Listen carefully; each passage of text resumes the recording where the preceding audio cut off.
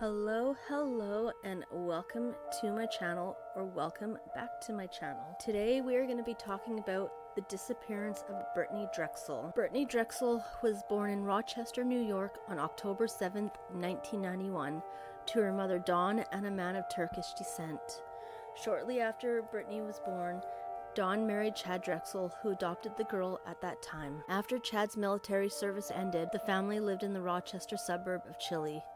Drexel took an early liking to soccer, and friends and family recall her as being particularly fast with the ball despite her small stature. Drexel aspired to a career in nursing, cosmetology, or modeling. She had been born with persistent hyperplastic primary vertrosis in her right eye, which required surgeries and rendered the eye blind. To cover the eye's tendency to wander, she wore contact lenses that gave her a distinctive appearance. Dawn and Chad Drexel separated in 2008, a development that was not easy for Brittany, adversely affecting her academic performance. Chad says that it also aggravated the depression from which she had long suffered.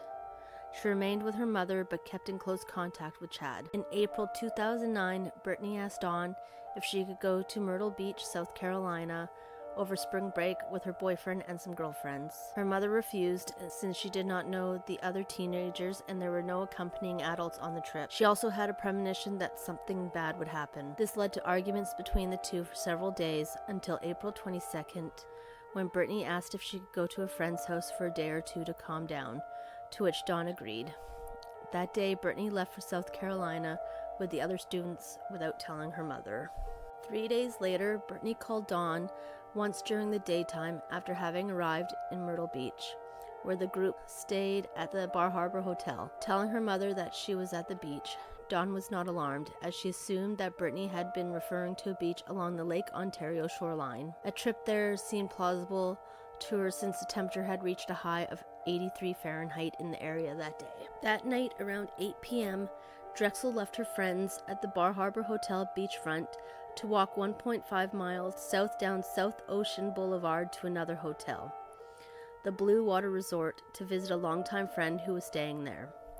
Security cameras at the Blue Water Resort showed her arriving, wearing a black and white tank top, flip-flops, and shorts, carrying a beige purse, and then leaving around 8:45. Drexel continued texting her boyfriend, John Greco, who had stayed in the Rochester area because of work commitments.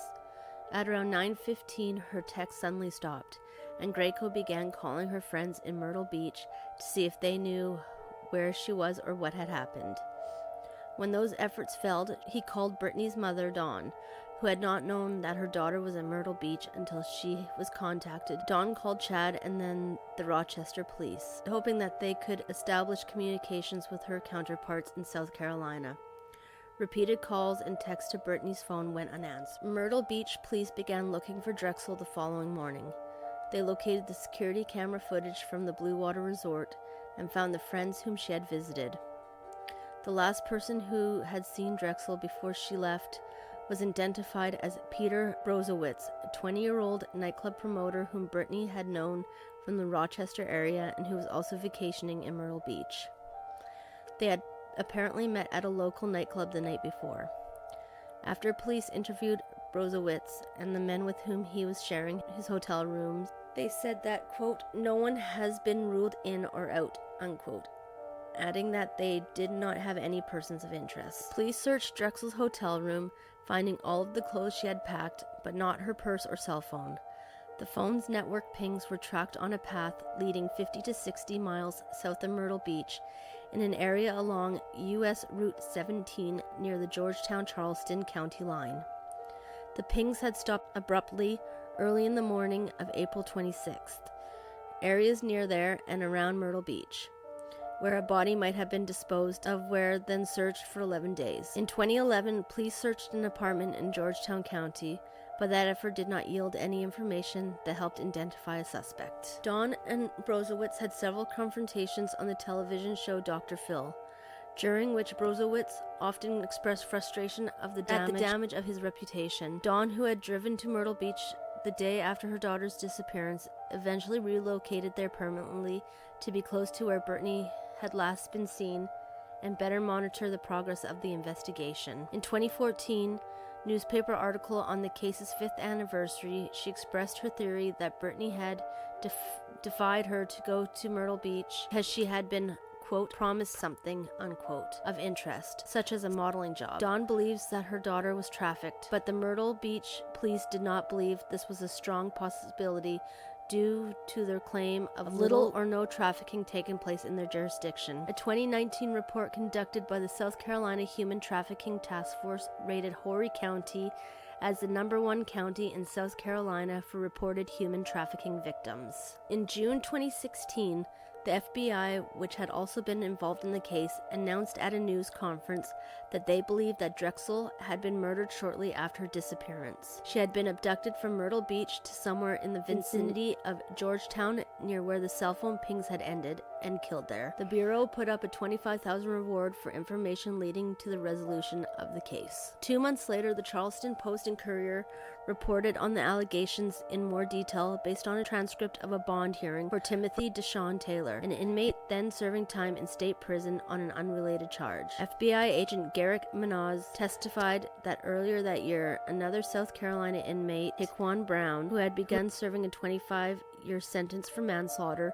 told them that in 2009, shortly after Drexel disappeared, he had gone to visit McKellenville's stash house, a house where weapons and supplies are hidden, to give money to Sean Taylor, Timothy's father. As he walked through the house, Brown had told Manoz he saw Timothy sexually abusing Drexel with others present. He continued to the backyard where he found Sean and made his payment. As they talked, Drexel ran from the house but was soon recaptured. Brown said he saw Timothy pistol whip Drexel, then take her back in the house, where he heard 2 gunshots, which he assumed were the sounds of the young woman being killed. Brown claims to have seen a wrapped body being removed from the house, which was then dumped in one of many alligator ponds in the area. Brown's statements to investigators, Manoz said, was particularly corroborated by information received from another informant, unidentified but described as incarcerated at the Georgetown County Jail at the time he had talked to authorities. According to the second inmate, Timothy had picked up Drexel in Myrtle Beach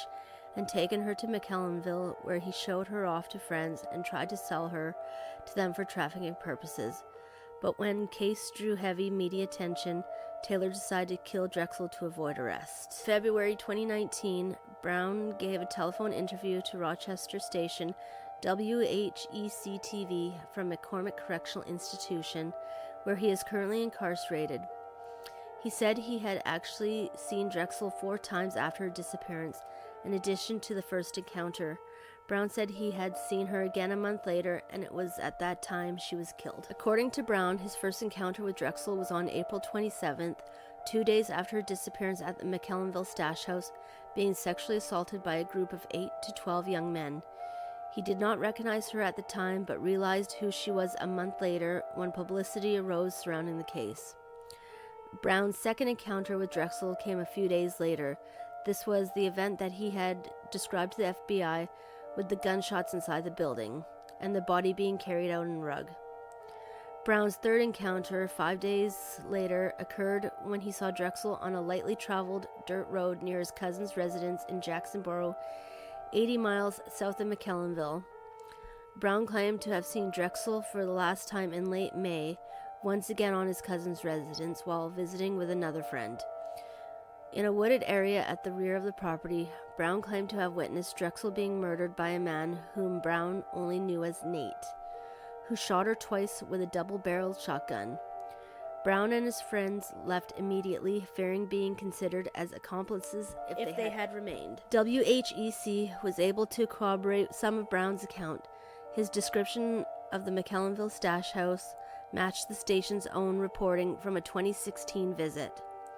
His account of the second visit, when he believed Drexel had been shot, is consistent with his original story as told to the FBI. The station was unable to locate the friend whom Brown said had accompanied him on the last visit. The cousin who owned the property where Drexel was reportedly killed is now dead. Another witness whom Brown had named could not be found. Brown has filed suit against Manoz, Holiday, and other federal officials whom he says had identified him publicly or played a role in doing so. By doing so, he alleges they gave him a reputation as a snitch and put his life in danger. Brown says that Taylor has offered $15,000 to anyone who kills Brown, and that he has already been assaulted. Foul play a suspect in Brittanee Drexel's disappearance, and authorities believe she was a victim of a homicide. $25,000 reward is being offered by the FBI for information that leads to the arrest of those responsible. The circumstances of Brittanee Drexel's disappearance remain unclear, and her case is currently classified as homicide.